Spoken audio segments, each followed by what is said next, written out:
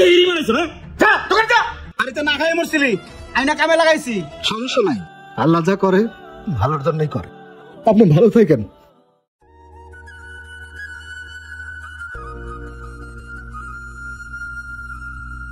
ভাই ভালো সুইপশট আছে হ্যাঁ এটা এগুলো অনেক ভালো সুইপশট ভাইয়া এটা প্যাক করে দেন ভাই এই যে টাকা ধন্যবাদ আবার আসবেন আয় ভিতরে আয় আসসালামু আলাইকুম মহাজন ওয়ালাইকুম আসসালাম আলমগীর এই পরিচয় এটা আমার বাইক না দেশ থেকে আসছে তা কি বেচা কিনার কি অবস্থা বেচা কিনা ভালোই হচ্ছে ও শোনো তুমি যেটা কি কইছিলা তোমার আমি 10,000 টাকা বেতন দেই তোমার নাকি পোষায় না একটা কাজ করো আমার বাইক নিয়ে তো দোকান টোকান সামলাইবো তুমি তাহলে অন্য জায়গায় একটা চাকরি দেখো মাসের 80 আর 2 দিন তুমি তাহলে যাও গা মহাজন আজ কতটা বছর ধরে আপনার দোকানে আমি কাম করি যেই বেতন বাড়ানোর কথা কইছি অমনি আপনি আমারে বাইর করে দিচ্ছেন সমস্যা নাই আল্লাহ যা করে ভালোর জন্যই করে আপনি ভালো থাকেন আসসালামু আলাইকুম ওয়ালাইকুম আসসালাম এই শোনো 1 তারিখে আমার হিসাব বুঝাই দিয়া তোমার বেতন নিয়ে যাও যাও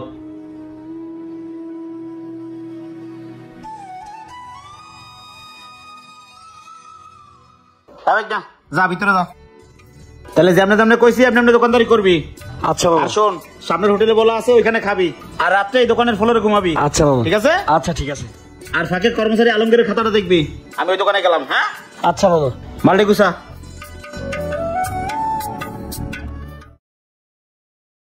ও বন্ধু লাল গোলাপি কই রইলা রে এসো এসো বুকে রাখি সোহাগ জি মামা কিরে এটা এই দোকানের সুইপ শার্ট না এটা গায়ে দিছিস কে মামা বাইরে অনেক শীত পড়ছে বাড়িতে তেমন শীতে জামা কাপড় আনি নেই তাই এটা গায়ে দিছি এটার দাম কত জানিস এই জন্যই মানুষ বলছে খাইতে দিলে বইতে চায় আর বইতে দিলে হইতে চায় তোরে বাড়িতে থাকার জায়গা দিছি খাওয়ার জায়গা করে দিছি এরপর যে দোকানে তুমি গাড়ি ঢুকাইছস খোল কইতেছি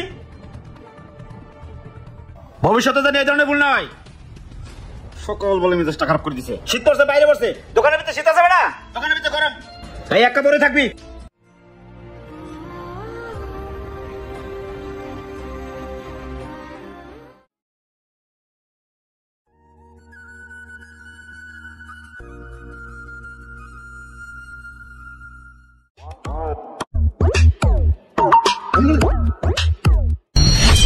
কিরে তুই দিয়ানে ভাই বিরিয়ানি খাইতেছস এই ওস্তাদ ভাই এদিকে আসেন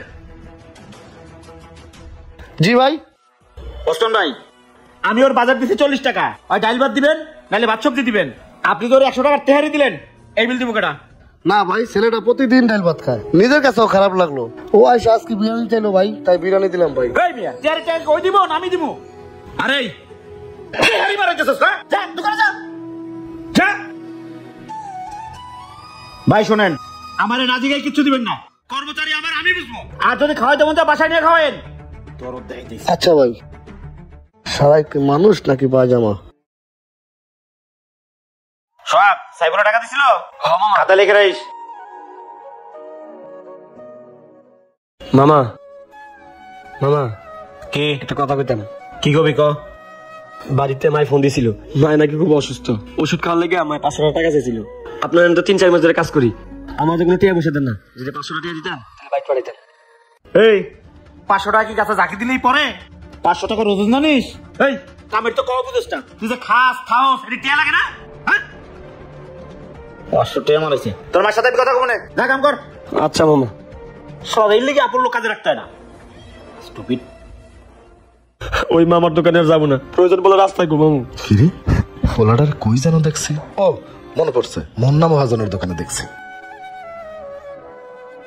এই ভাই তুমি তো মহাজন মুন্না সাহেবের ভাগ্নে না হ ভাই তো কি ব্যাপার তুমি রাস্তার পাশে এভাবে বসে বসে কান্না করতেছো কেন কি হয়েছে ভাই বাড়িতে মাই অসুস্থ মামার কাছে 500 টাকা চেয়েছিলাম টাকা তো দিল না উল্টো গালি গালাজ করলো কি কমু বাইরে যে শীত পড়ছে দোকান থেকে একটা শীতের কাপড় গায়ে দিছিলাম দেখা উত্তর মতো ব্যবহার করে গায়ের থেকে কাপড়টা খুলে দিল কি বলো এমন ব্যবহার করলো এটা তোমার কেমন মামা ভাই আপন মামাই বাড়িতে খুব অভাব তাই মামার কাছে আইছিলাম একটু ভালো থাকবো ভালো খাবো আজ পর্যন্ত একটা দিন তার বাসায় নেই নাই ভাই দোকানের ফ্লোরে ঘুমাই সেই ঠান্ডা কাছতে কাছতে একটা রাতে ঘুমাইতে পারি না আজকে 4টা মাস ধরে হাতে কাজ করি কোনোদিনও একটা টাকা হাত খরচ দেয় না এরকম মামা থাকাতে না থাকে মামা কবে যাইতাম গা ঢাকা শহরে কিছু চিনি না কই যাবো ভাই কন বুঝছি, আমি 10,000 টাকার কর্মচারী ছিলাম, আমারে বাইর করে দিয়ে উনি বিনা বেতনে কর্মচারী রাখছে।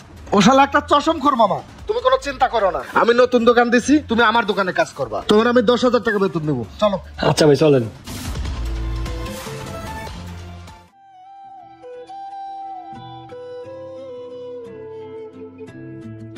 সোহাগ, জি ভাই। এটাকে ধর, যা নাস্তা করে আয়, বেলা অনেক হইছে, খালি পেটে কাজ করা যায় বেড়াও, যা।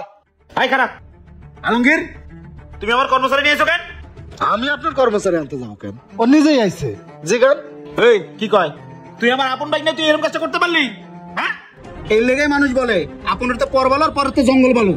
তোরা এই নিয়ে খাওয়া থাওয়ার জায়গা দিছি, আর তুই ঝুটুট করে তো চলে এসেছিস, যাই বেতন কথা হচ্ছিস না? রাহেন আপনি কিসের মামা? কার মামা আপনি?